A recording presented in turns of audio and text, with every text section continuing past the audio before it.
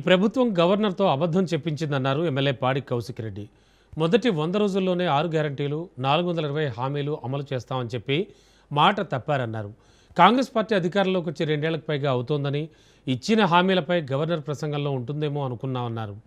60 నుంచి 65% బడ్జెట్ పూర్తయినట్లే. రైతు భరోసా 15,000 ఇస్తామని చెప్పి ఇంతవరకు ఇవ్వలేదన్నారు ఆయన.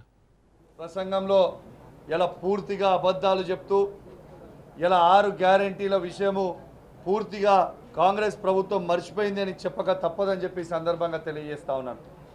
మొదటి 100 రోజుల లోపలనే 6 గ్యారంటీలు ఇస్తామని హామీలు ఇచ్చి దేవుని గుడిలలో ప్రమాణాలు చేసి ఇలా ముఖ్యమంత్రి రేవంత్ రెడ్డి గారు మరియు ఆనాడున్న పిసిసి ప్రెసిడెంట్ రేవంత్ రెడ్డి గారు మరియు బట్టి విక్రమార్క గారు దేవుని గుళ్ళల్లో సంతకాలు పెట్టి మొదటి 100 రోజుల్లోనే మేము రైతు బంధు 15,000 రూపాయలు వేస్తామని, ఇలా మొదటి 100 రోజుల్లోనే మహిళలకి 2,500 రూపాయలు ఇస్తామని, ఇలా తులం బంగారం ఇస్తామని, ఇలా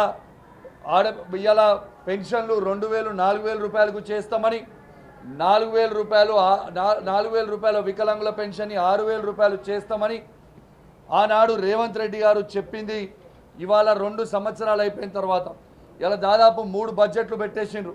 అంటే దాదాపు వాళ్ళు పెట్టే 5 బడ్జెట్లు పెట్టే అవకాశాలు ఉంటాయి. దాంట్లో 3 అయిపోయినాయి.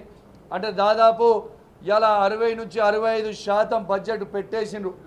అంటే ఇప్పుడు పెట్టబోతా ఉన్నారు, ఇప్పుడు పెడతా ఉన్నారు 3వ బడ్జెట్. అది గవర్నర్ ప్రసంగంలో కూడా ఇప్పుడు చెప్తా ఉన్నారు.